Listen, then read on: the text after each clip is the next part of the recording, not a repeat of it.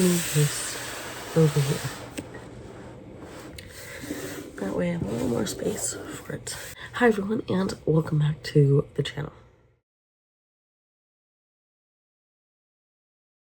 As you can tell from the title and the thumbnail, this is the Book Tag Tuesdays video for April, and this is the Four Seasons book tag. This is our words. I forgot my water. Great. Anyway, we're just gonna make do. Like I'm doing in this video, there's one book I did not want to grab from my shelves. Because it was on the bottom shelf. And there's still some stuff in front of my bookshelf. So we're making do. This is an original book tag created by me. This was inspired when I was trying to look up a book tag that related to this topic, the Four Seasons. I couldn't find anything. I found a Reddit thread, where the prompt was, what's your favorite book for each season, for each of the four seasons? And this is sort of inspired by that, so that is linked down below in the description if you want more recs for each of the seasons. But I didn't directly get anything from that Reddit thread, so it is linked, it is referenced, but this is hopefully a wholly original book tag, somewhat original book tag. Maybe it's not original at all, maybe I just didn't look hard enough. But with all that said, we are going to get into this book tag. And I'm going to move this slightly, because I have you on my computer. And my computer, my camera from my phone camera is blocking some of the prompts. So yeah, this is going to be fun. The first prompt is a book that reminds you of spring. For me, that would be Under the Oak Tree by C.G. Kim. And again, it's not really going to focus very well because I have it in cinematic for the time being. But honestly, love the series so much, I will not shut up about it.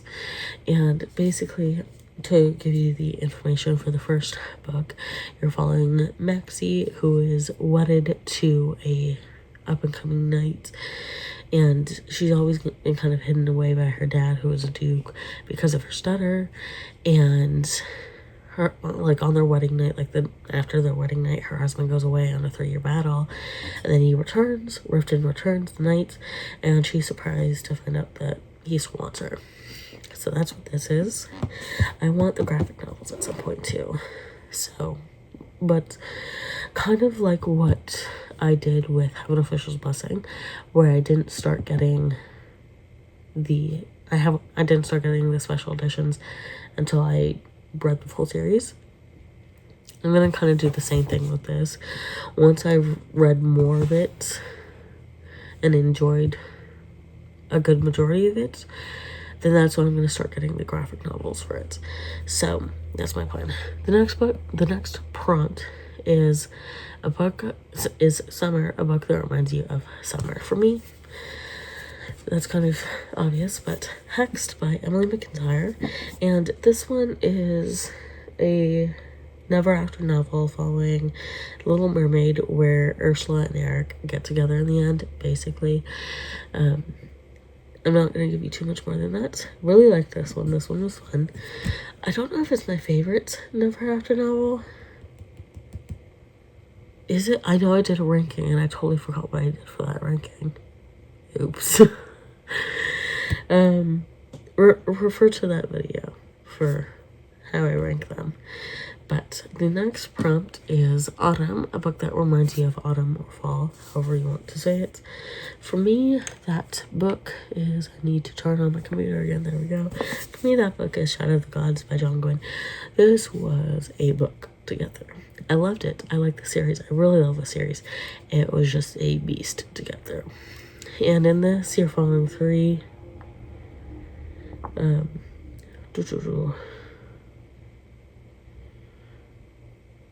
You're following three warriors, a huntress on a perilous quest, a noble woman pursuing battle fame, and a thrall seeking retribution amongst the mercenaries known as Bloodsworn, as there are starting to be rumblings and rumors that the gods are rising again.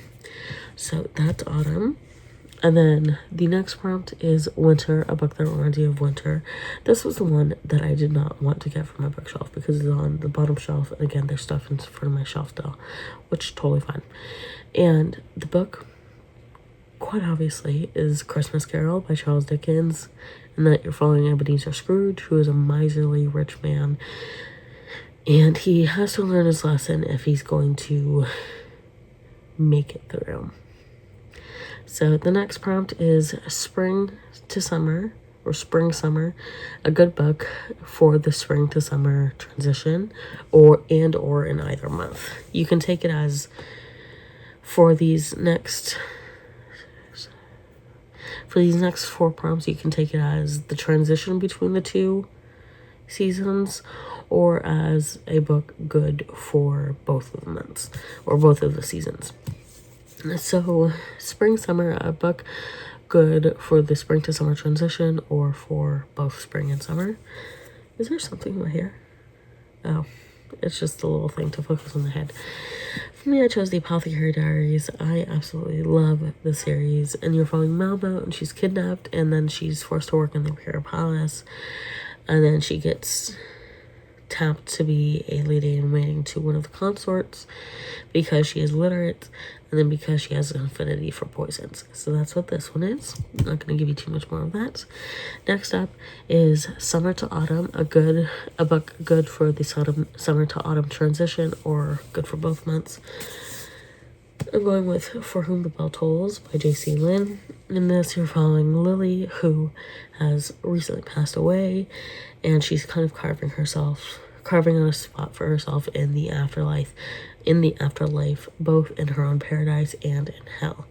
And yes, I am going through this kind of quickly because I'm starting to recover, but it's kind of been up and down, so I don't want to be talking too much, but I want to give you all enough information about these books. So the next prompt is Autumn to Winter, a good book for the autumn to winter transition or for both seasons. I think I keep saying months, and I'm sorry about that. Seasons. Okay, so I'm just checking my list. So for me, that would be The Remarried Empress, because I feel like this is going to be a little bit more in-depth. A lot of these books are just books that I think would work for 1, both seasons, and then 2, for the transitions, and based on the changes that happen between the seasons and the differences between the 2 seasons. This one's a little more in depth in the sense of everything that goes on. It's kind of like the autumn and winter period before Navier gets her spring season. And in this, you're following Navier, and she has been married to Chauvesu, the emperor, and they were thought to be like the perfect couple, a very strong, ironclad couple, really good together. And then out of the blue, Chauvesu meets someone in the forest, and he says, I want a divorce. Navier says, fine, as long as I can marry someone else. So, someone else of my choosing specifically.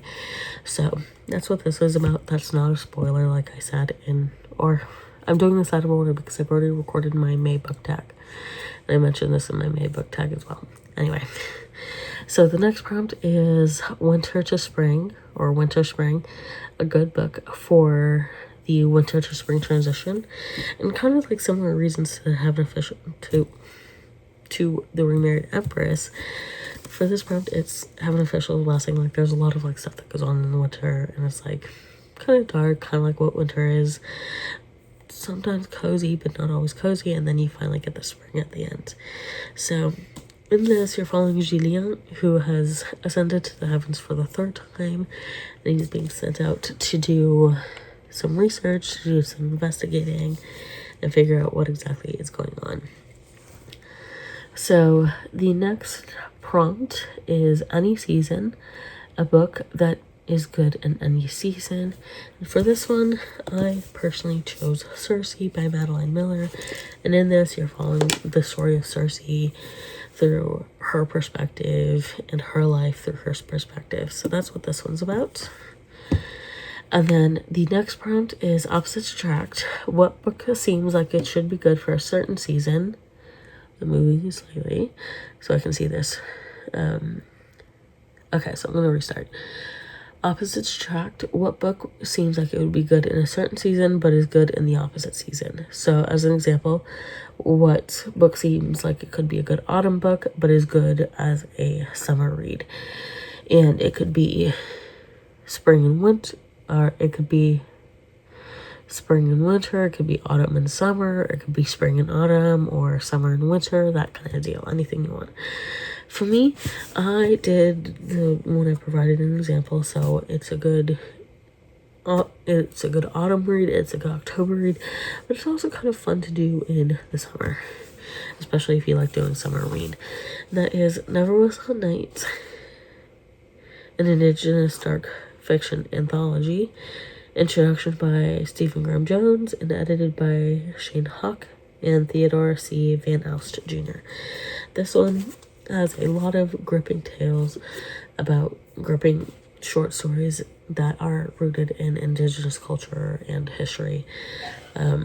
So I'm not going to give too much information about this. It's not super horror vibesy, but it is very creepy vibesy, and it makes you think about stuff. So that's that. And then the next prompt is outdoor or indoor reading. For me, I tend to usually read indoors, but if the weather is right and I can get comfy and cozy outside, I do like a good bit of outside reading, outdoor reading. And then the very last prompt is favorite season to read in, if you have one.